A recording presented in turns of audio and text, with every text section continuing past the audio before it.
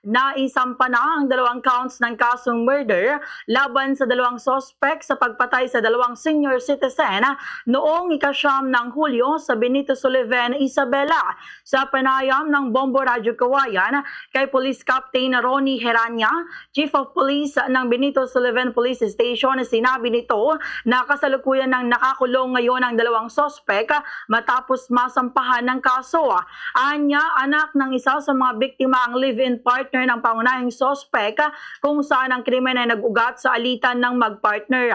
Nais umano ng sospek na makipag-ayos sa kanyang kinakasama, subalit pinipigilan nito ng ina ng babae. Dahilan upang magkimkim umano ang sospek ng sama ng loob. May pagkakataon din anyang umabot na sa barangay ang kanilang pagtatalo at 1 linggo bago ang insidente ay hindi na umano nagkakausap ang mag-live-in partner. Lumitaw din sa investigasyon na bago ang krimen ay nag-inuman ng sospek kasama ang pinsan nito. Nang makaubos ng ilang bote ng alak ay napagdesisyonan ng 2 na magtungo sa bahay ng mga biktima kung saan habang natutulog ang mga ito ay unang tinaga ng pangunahing sospek ang kanyang biyanan sa leeg gamit ang itaka. Nang magising ang kinakasama ng biktima ay pinagsasaksak din ito at nagtamo ng 3 saksak sa katawan.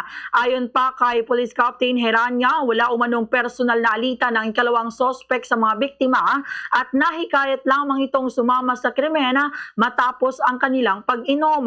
Sinabi rin ng opisyal na magkakaiwalay ang tinirahan o tirahan ng pangunahing sospek at ng mga biktima.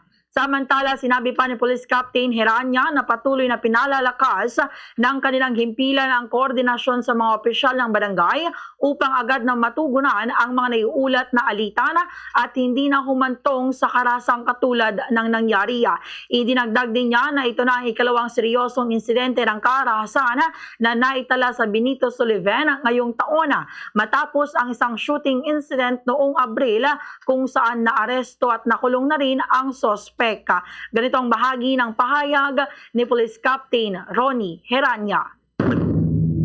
Kinom sila that time and then nakaubos daw yata sila ng 4 na botelya ng alak. Then after nun, umuwi sila sa bahay ng isang suspect at doon tinuloy yung pag-inom nila.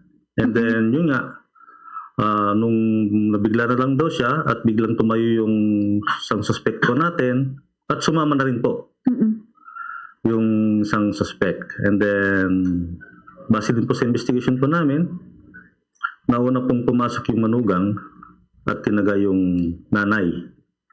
And then nung nagising daw yung isang biktima, doon na rin inunday ng saksak ng isang suspect.